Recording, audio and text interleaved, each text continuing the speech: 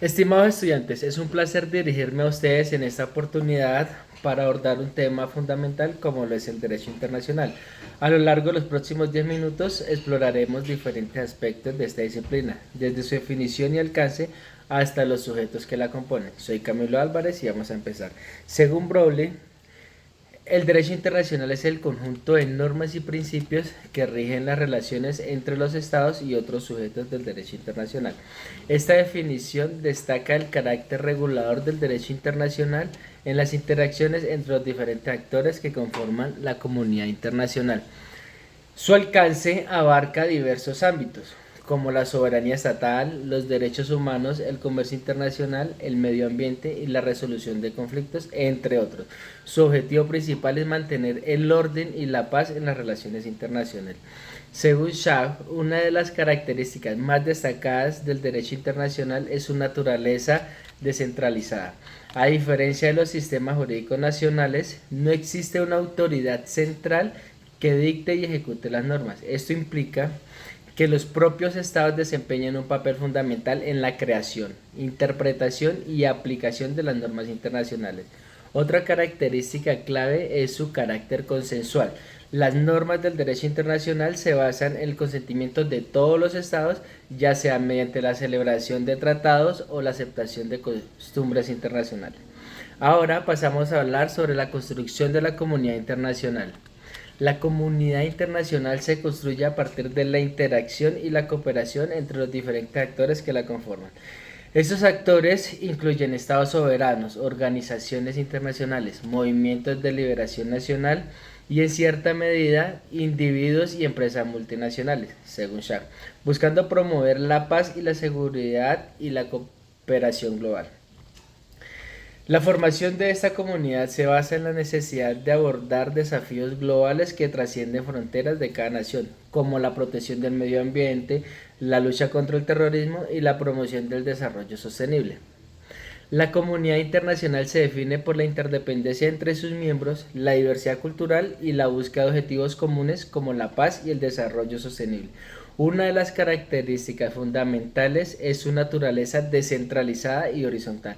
Esto quiere decir que no existe una autoridad central que gobierne sobre los demás actores, sino que se basa en la cooperación y el consenso de los mismos. Otra característica clave es la diversidad de sus miembros, que incluye estados con diferentes sistemas políticos y culturales y económicos. Esta diversidad enriquece el diálogo y la cooperación, pero también puede generar tensiones y conflictos. Además, la comunidad internacional se rige por principios fundamentales como la soberanía estatal, la no intervención en los asuntos internos, la igualdad jurídica de los estados y la prohibición del uso de la fuerza. Ahora pasamos a la división del derecho internacional. El derecho internacional se divide en varias ramas y subdivisiones, cada una con su propio conjunto de normas y principios. Algunas de las principales ramas incluyen el derecho internacional público, el derecho internacional privado, el derecho internacional humanitario y el derecho internacional de los derechos humanos. Pasamos al siguiente tema, que son la relación entre el derecho internacional y el derecho interno. Existen varias doctrinas que influyen en la relación entre el derecho internacional y el derecho interno. La doctrina monista sostiene que ambos sistemas jurídicos forman parte de un sistema unitario y que el derecho internacional prevalece sobre el derecho interno en caso de conflicto, según Shaw. Por otro lado, la doctrina dualista considera que el derecho internacional y el derecho interno son sistemas separados y distintos, y que el derecho internacional solo tiene efecto en el ámbito interno si es incorporado por el mismo Estado. Además de las doctrinas mencionadas, existen diferencias fundamentales entre el derecho internacional y el derecho interno. El derecho internacional se basa en el consentimiento de los estados y tiene un carácter descentralizado, mientras que el derecho interno se impone verticalmente por las autoridades nacionales. Otra diferencia clave es que el derecho internacional regula las relaciones entre los sujetos soberanos, mientras que el derecho interno se aplica dentro de un Estado y a sus ciudadanos. A pesar de estas diferencias, ambos sistemas coexisten y se influyen mutuamente. Los estados deben cumplir con sus obligaciones internacionales y al mismo tiempo deben de incorporar el derecho internacional a sus ordenamientos jurídicos internos. Por ejemplo, en Colombia la Constitución Política de 1991 tiene una importancia fundamental en las relaciones internacionales del país. En su artículo 9 se establece que las relaciones exteriores del Estado se fundamentan en la soberanía nacional, el respeto a la autoridad, a la autodeterminación de los pueblos y el reconocimiento de los principios del derecho internacional aceptados por Colombia. Además, en el artículo 93 reconoce la prevalencia de los tratados internacionales sobre las leyes internas, siempre y cuando no sean contrarios a la Constitución. Esta disposición refleja la importancia que Colombia otorga al cumplimiento de sus obligaciones internacionales. Igualmente, la relación entre los tratados y la Constitución son esencial en el ámbito del derecho internacional. Según el artículo 93 de la Constitución Política de Colombia, los tratados internacionales ratificados por el Congreso tienen una jerarquía superior a las leyes internas, pero inferior a la Constitución. Esto significa que los tratados internacionales ratificados por Colombia prevalecen sobre las leyes nacionales en caso de un conflicto normativo. Entre otras palabras, si hay una contradicción entre un tratado internacional y una ley interna, el tratado tendrá preeminencia y deberá ser aplicado por encima de la ley. Sin embargo, esta supremacía de los tratados no es absoluta, ya que la misma Constitución establece que estos deben de ser conformes a ella. Por lo tanto, ningún tratado internacional puede contradecir los preceptos constitucionales, los cuales tienen primacía sobre cualquier otra norma en el ordenamiento jurídico colombiano. Para hablar un poco sobre la conexión entre tratados internacionales y leyes nacionales, decimos que de acuerdo con la Convención de Viena sobre el derecho de los tratados de 1969, un Estado parte no podrá invocar las disposiciones de su derecho interno como justificación del incumplimiento de un tratado. Esto implica que los Estados tienen la obligación de adaptar su legislación interna para cumplir con los compromisos adquiridos en los tratados internacionales que han ratificado. En Colombia, los tratados internacionales ratificados por el Congreso prevalecen sobre las leyes internas, tal como lo establece el artículo 93. Sin embargo, es necesario que estos tratados se incorporen al ordenamiento jurídico mediante leyes aprobadas por el Congreso.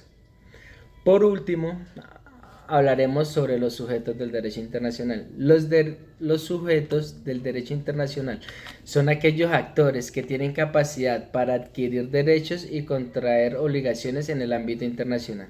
Tradicionalmente, los estados soberanos han sido considerados los principales sujetos del derecho internacional, según Shah. Sin embargo, en la actualidad se reconoce la existencia de otros sujetos como estados, que son los principales sujetos del derecho internacional, las organizaciones internacionales, entidades creadas por tratados entre estados o por acuerdo internacional, los individuos, que tradicionalmente los individuos no eran considerados, en la actualidad se reconoce su importancia.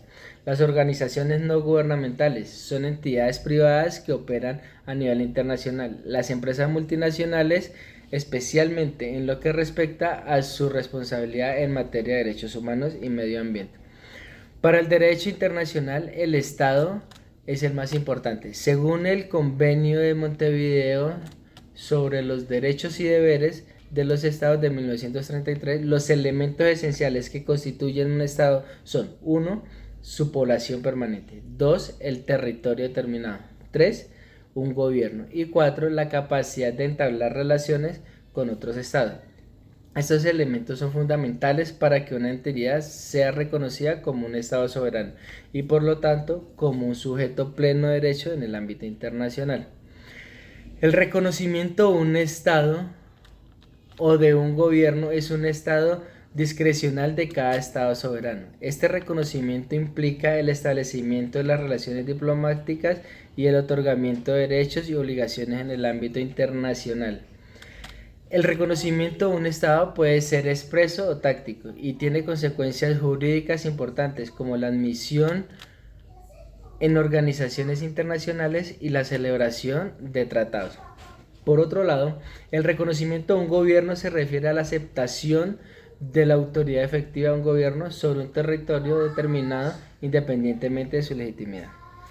Estos estados pueden estar sujetos a los cambios políticos, territoriales o de gobierno que puedan ocurrir, pero mantienen su continuidad como sujetos del derecho internacional. Esto se conoce como la identidad continuada o continuidad del Estado. Esta continuidad implica que los derechos y obligaciones internacionales adquiridos por un Estado se mantienen, independientemente de los cambios internos que pueda experimentar. Sin embargo, existen unas excepcionales, como la disolución o la unión de Estados, que pueden alterar esta continuidad y requerir la aplicación de reglas específicas de sucesión de Estados. Cuando se habla de la sucesión de estados se refiere a la sustitución de un estado por otro en la responsabilidad de las relaciones internacionales de un territorio.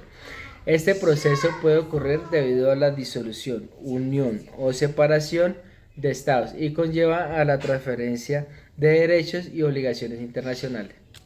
Por otro lado, la extinción de un Estado implica la desaparición de su personalidad jurídica internacional y la cesación de sus derechos y obligaciones. Las organizaciones internacionales como las Naciones Unidas y la Organización de los Estados Americanos son sujetos derivados del derecho internacional, como personalidad jurídica propia y capacidad para adquirir derechos y contraer obligaciones. El individuo también ha adquirido un papel cada vez más relevante en el derecho internacional, especialmente en materia de derechos humanos y derecho penal internacional. Sin embargo, su capacidad jurídica sigue siendo limitada y dependen del reconocimiento de los estados. Finalmente, para concluir, el derecho internacional es una disciplina compleja y dinámica que regula las relaciones entre diversos actores en la comunidad internacional. A través de esta presentación hemos explorado su definición, características, divisiones y los sujetos que la conforman. Espero haber logrado brindarles una visión general y sólida de esta importante área del derecho.